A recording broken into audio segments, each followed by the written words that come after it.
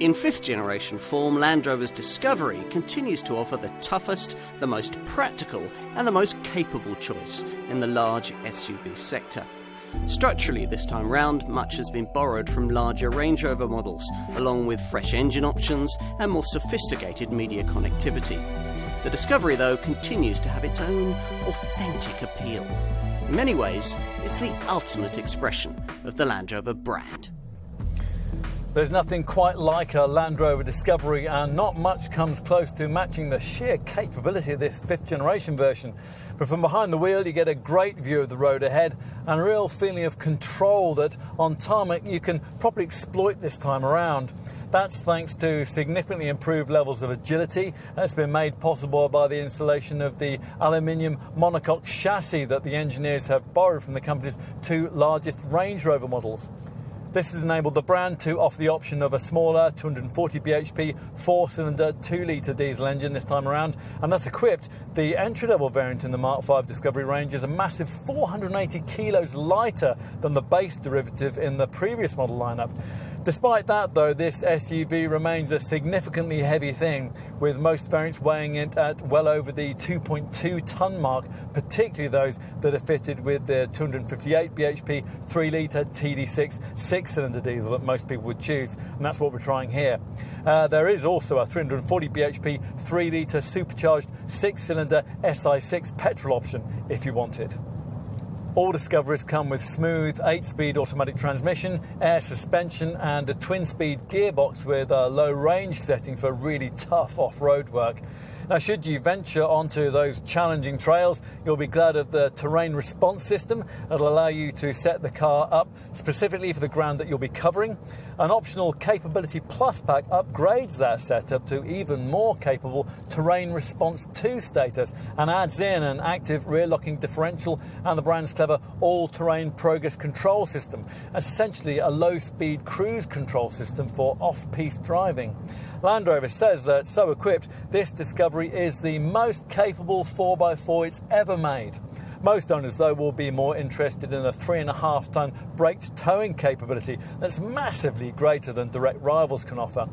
Those competitors can deliver slightly better efficiency stats, but the Discovery has narrowed that gap. This 3-litre TD6 variant is able to manage 39.2 mpg on the combined cycle and 189 grams per kilometre of CO2.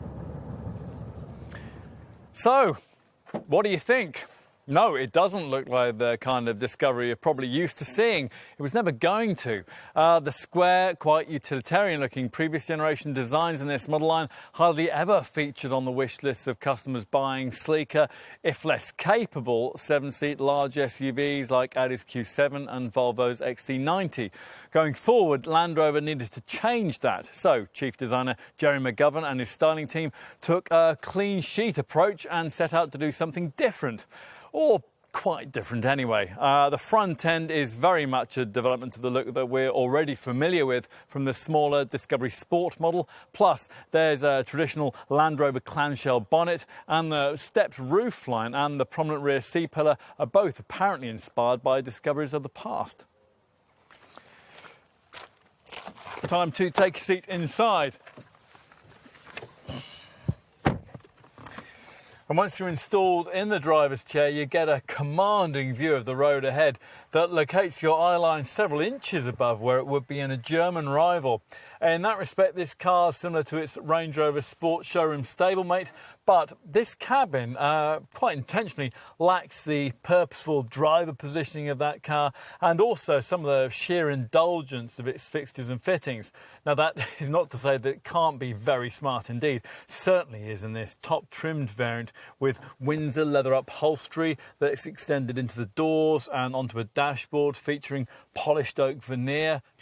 Less clear and intuitive are the buttons on the restyled 4-spoke steering wheel that allow you to access the functionality of that screen.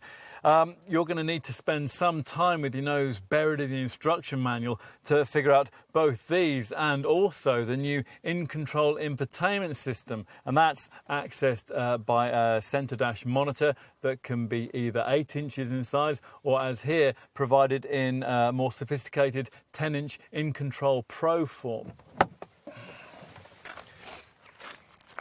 Right, let's move rearwards.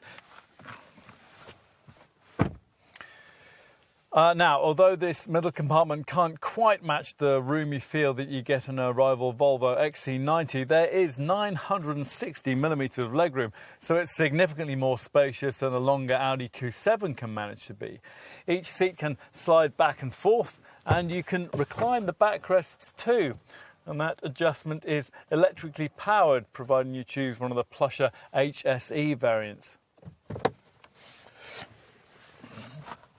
So, time to take a seat in the third row.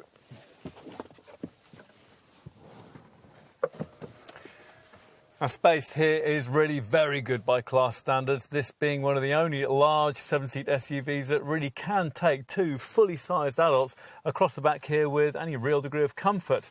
This stepped roofline helps here, making possible this so-called stadium seating arrangement that sees these rear seats positioned higher up than those at the front, so you get a better view out. Finally, let's take a look in the boot. Now, it features a single-piece tailgate this time around, which means that it can be power-operated with optional foot gesture control. Now, inside, some of the old model's tailgate picnic-style functionality has been retained thanks to this welcome electrically deployable seat panel. When you push that back up, it helps to keep luggage in place, and there's a 258-litre cargo capacity with all the seats upright like this. Flatten the third row chairs, and that's easy if you've got the electric rear seat folding option fitted, and a huge 1137 litres of carrying capacity will be freed up, and that further rises to a massive 2406 litres if you flatten the second row chairs too. The world takes on a different appearance from behind the wheel of a Land Rover Discovery. It always did, and it still does. At the helm, you know you're in a car that can take on just about anything, be that a 7-up trip to the Alps or a relaxing ride home on a wet and slippery winter's night. Thanks to a clever, classless feel that nothing else can quite replicate, it brings a wonderful authenticity to its market segment. Enough to make it the world's ultimate family SUV? Well, that depends on your perspective. Those who come to this segment in search of the genuine article will surely think so.